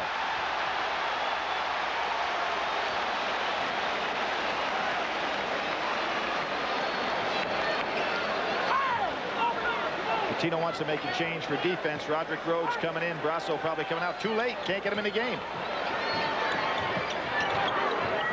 Down one. Rose lost it for a moment. Another good play by Dell. Chris Webber thinks he can take Martinez. He wants it. He gets it. He drives, scores. Michigan has taken the lead. Yeah, he smelled that opportunity.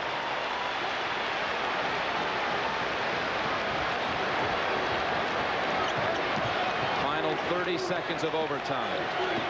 Michigan has fought back from 4 down to lead by 1. Dent lost it. Tipped over to Rose. And he is clobbered, sandwiched by 2 Kentucky players. Boy, you wonder why Juwan Howard tipped that ball, Jim. The possession is so important now. If you got it in your hands, keep it. Yeah, Dent the same way. You remember the dunk? He had a chance before. Here, Webber just on a spin move. Martinez just not capable of handling him. And Chris Webber used that arm a little bit, sometimes called. Got away with it on that one and made the great spin move inside. 21 seconds remaining. What do you think that 1957 North Carolina Kansas game felt like, going 3 overtimes? 2 for Rose, who has made 4 out of 5 tonight. He could put Michigan in front by 3, which is critical, considering Ford the shooter. Got one of them. That was pure.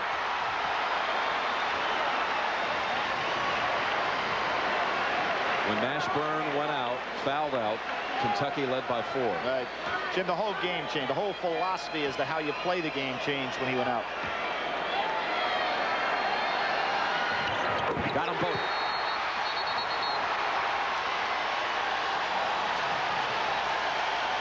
A timeout has been called. No signal which huddle called it. We'll be right back and we'll tell you who. Billy, before we went to the break, so we apologize. But what about that timeout by the Wolverines? I don't think that was a wise time to take one for a couple of reasons. It gives Kentucky an opportunity to go ahead and set up their offensive pattern. And maybe even more importantly, Jim, with just 21 seconds, you don't have the opportunity to go ahead and get another time. Let's suppose they tie it up with a 3 near the wire. You don't have a chance to call that timeout, stop the clock, and get your chance at the other end of the floor. So I really think that's one that Steve Fisher should have saved. You know what you want to do on defense more than they know what they wanted to do on offense. Well, you know one thing Kentucky would like to see happen right now. They'd like to get the ball into the hands of Travis Ford for a 3-point try. And they bring Junior Brady in the game. We talked about this incredible confidence that Rick Pitino has in every member of his squad. Brady has not played 1 second of this game, and he comes on the floor now in this tight situation. And look out, Billy. He's wearing that number 23 that people have talked about so much this week, and he's headed to the same goal that number 23 Michael, and number 23 Keith Smart, who made shots at the buzzer. Michigan tried to take a little time off the clock of Kentucky by picking up full court. And here's the solid screen for Ford. Needing a 3 to tie. They're switching all over out front. They're not wanting them to take the 3. You notice this? They're letting everything go inside. Martinez. Rebound. Last touch by Michigan. 4 seconds to go. Now Kentucky has 1 timeout. Will they use it here? And Jim, there's why I said it wasn't a good idea for Michigan to call a timeout. See, they would have had no opportunity to stop the clock. They won't take their timeout. Now, Webber has to be careful not to touch that ball across the line. That'd have been a technical foul. Michigan leads by 3. They'll give him a 2-point shot. That's stolen by Webber. Delk just flings it toward the goal. They did it. Michigan is headed to Monday night's championship game. The Wolverines, simply fabulous. Angie Fisher hugging, and there's Webber with Bossard. It'll be Michigan and North Carolina on Monday night. So many said they couldn't do it, but Michigan has. They've advanced to the championship game, and the Chevrolet players of the game, Chris Webber from Michigan with 27 points, matching his season high, and Jamal Mashburn, his career closes out at Kentucky, 26 points. Everybody said you guys couldn't do it. You've proven everybody wrong. Well, not everybody. You picked us to be a 1 seed, and you picked us to be here, and I think you picked us to get to the finals. So I did, in fact. Congratulations, Chris. How about a quick comment? Well, you know, I just thank God that our team played well and we held on, and people were expecting them to blow us out, but we have a lot of heart. One thing about Michigan, you back us in the corner, we're going to come out fighting. All right, we're out of time. Jalen, great job today. We'll see you Monday night. They're all set. They'll be playing North Carolina here Monday night.